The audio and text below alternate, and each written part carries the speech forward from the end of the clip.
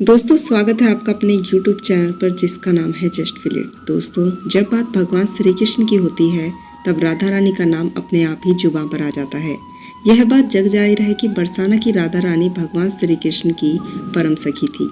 दोस्तों भगवान कृष्ण और राधा रानी की अलौकिक प्रेम गाथा के बारे में हर कोई जानता है। कुछ पुराणों में तो इस बात का जिक्र है कि भगवान कृष्ण और राधा रानी का विवाह भी हुआ था और यह विवाह स्वयं ब्रह्मादेव ने स्वप्न लीला में कराया था। लेकिन भगवान कृष्ण की पत्नी का जब जिक्र आता है तो जहन में केवल एक ही नाम आता है और वो है देवी रुक्मणी का। वैसे तो रुक्मणी कृष्ण की सैकड़ों बीवियां थी और 8 पटरानियां थी, मगर विंदर्भ के राजा भीष्मक की बेटी रुक्मणी भगवान कृष्ण की पहली पत्नी थी।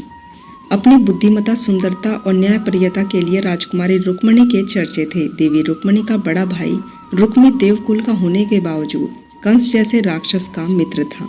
दोस्तों भगवान कृष्ण ने जब कंस का वध किया तो रुक्मी और कंस के असुर जरासन ने भगवान कृष्ण को मारने का संकल्प लिया।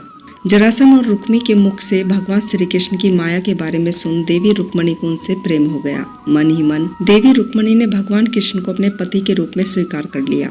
दोस्तों देवी रुक्मणी ने भगवान कृष्ण को कभी नहीं देखा था, इसके बावजूद उन्हें पता था कि भगवान कृष्ण कैसे नजर आते हैं।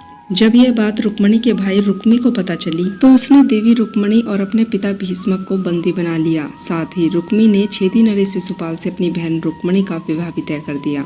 दोस्तों शिशुपाल बेहद अत्याचारी और मूर्ख राजा था। उसे 100 गलतियां करने पर भगवान कृष्ण के हाथों वध होने का श्राप मिला था। शिशुपाल को यह पता था और वह भगवान कृष्ण से बचने के लिए उन्हें मारने के लिए जरासन और रुक्मी की सेना से मिल गया था। देवी रुक्मणी को यह बात ज्ञात थी कि भगवान कृष्ण बरसाना की राधा रानी के परम सखा हैं और यदि राधा उन्हें कोई कार्य करने के लिए कह दे तो वह उसे किसी आदेश की तरह पूरा करते हैं। देवी रुक्मणी ने राधा रानी की मदद से अपने पत्रों को भगवान कृष्ण तक पहुंचाया, मगर भगवान कृष्ण ने तो उन पत्रों को पढ़ा ही नहीं। वह रुक्मणी की सहायता के लिए गए। इसका बड़ा कारण था कि वह राधा रानी से प्रेम करते थे और वह किसी और से विवाह करने की सोच भी नहीं सकते थे। दोस्तों मगर जब राधा रानी को पता चला कि देवी रुक्मणी की शादी उनकी इच्छा के विरुद्ध शिशुपाल से कराई जा रही है तो उन्होंने भगवान कृष्ण को रुक्मणी के सारे दुख हरकर उनसे विवाह करने की गुजारिश की।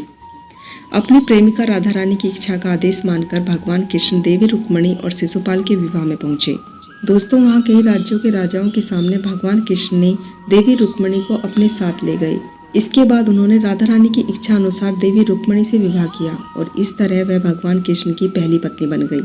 दोस्तों कई लोगों का मानना है कि देवी रुक्मणी ही देवी लक्ष्मी का स्वरूप है और वहीं धार्मिक शास्त्रों में इस बात का उल्लेख मिलता है कि राधा रानी देवी लक्ष्मी का स्वरूप थी और उन्हीं का अंश रुक्मणी थी।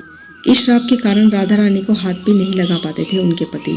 खैर यह जो कहानी मैंने आपको बताई है इसके प्रमाण गर्ग संहिता और विष्णु पुराण में भी मिलते हैं। दोस्तों आपको राधा और कृष्ण के जीवन काल की यह जानकारी कैसी लगी? अगर आपको यह जानकारी पसंद आई हो तो चैनल से जुड़े रहने के लिए चैनल को सब्सक्राइब करें और मोटिवेट करने के लिए वीडियो को लाइक करें। तो दोस्तों मिलती हूँ इसी प्रकार की जानकारियाँ लेकर। तब तक के लिए आप अपना ध्यान रखें, खुश रहें। जय सनातन, जय श्री राम।